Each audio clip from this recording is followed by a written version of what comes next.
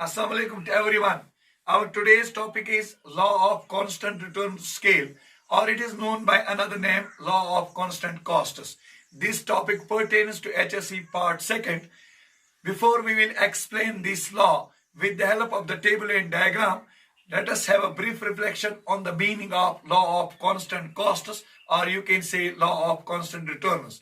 Law of constant returns applies on the sectors where neither the law of increasing returns nor the law of diminishing returns apply.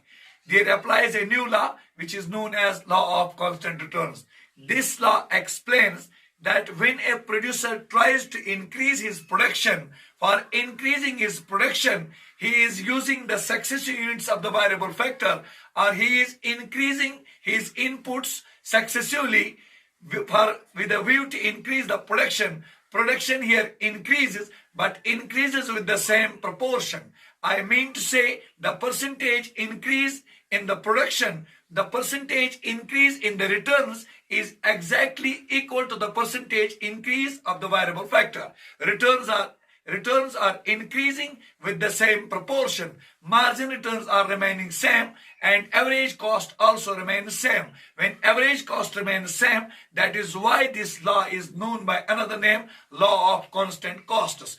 So we can say law of constant return scale applies when a producer employs the successive units of a variable factor with a view to increase his production. His production is increasing with an equal proportionate increase with the variable factor. Margin returns are remaining same, average cost also remains same. According to Professor Alfred Marshall, if the actions of increasing return to scale and the law of diminishing return scale are balanced, we have a new law known as law of constant return to scale. Now let us explain the same law of constant return to scale, or you can say law of constant costs, with the help of the table and diagram. We have a table here. This table, or you can say schedule, you can understand this law. I mean to say law of constant return to scale. You can understand this law very easily with the help of this schedule. We have a schedule here with 3 columns. In the first column, we are taking productive doses, or you can say the variable factors which we are increasing along with the increase in output. And here total returns in the second column. Total returns, I mean say cloth in meters, and margin returns, or you can say the marginal product in meters here. In the first column, initially we are applying 1 unit of a variable factor for producing or manufacturing the cloth. Our total returns, or you can say the total production of cloth in meters, is 60 meters. Still we have not applied any additional unit, so the margin returns is also 60. Or you can say marginal product is 60. It is also in meters. Now a producer tries to increase his production. Now he is increasing his variable factor. Instead of 1, he is now using the 2 units of the variable factor, doubling the input. Now here output also doubles from 60 meters to 120 meters. So output increases with the equal proportion. When a producer is doubling his input, his output also doubles, neither less than double nor more than double. Therefore the margin return is 120 minus 60. It is 60. So margin return remains same here. Now again he is using the successive units of the variable factor. Instead of 2, now the producer is using 3 units of a variable factor. Production increases, or you can say the production of cloth increases from 120 meters to 180 meters. Again it is increasing with the same proportion, tripling the input.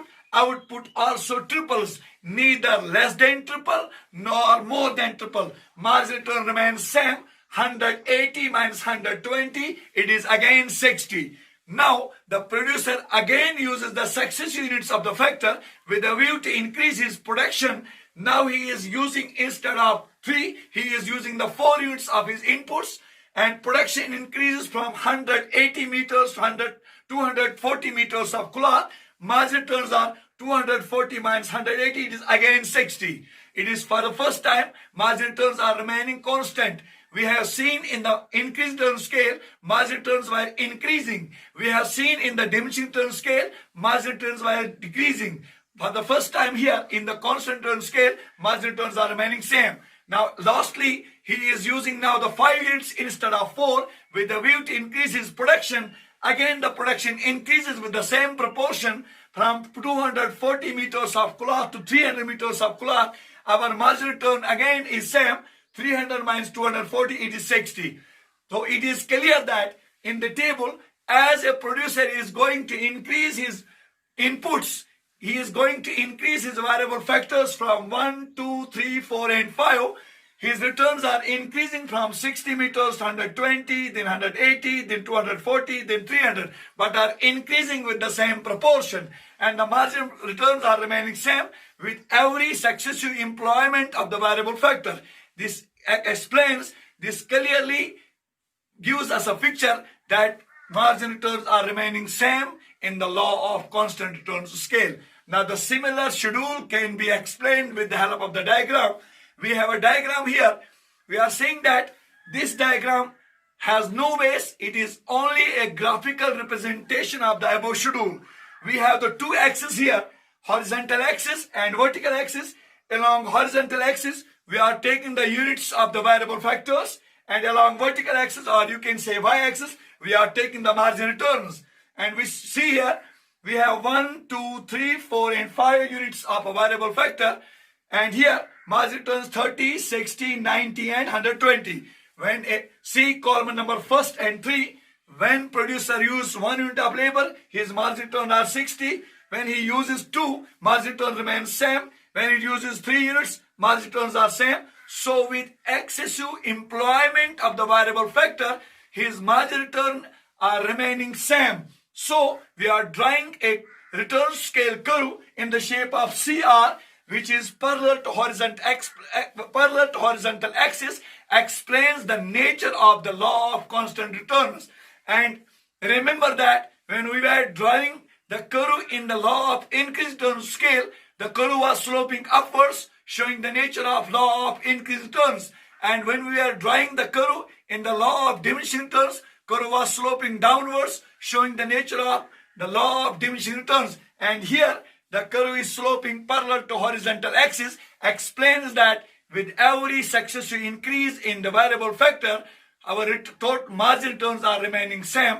This horizontal axis curve in the shape of CR explains the law of constant return to scale. This is all about why the law of constant return to scale applies on the sectors where neither the law of increased returns nor the law of constant returns applies. This is all about. Thank you very much.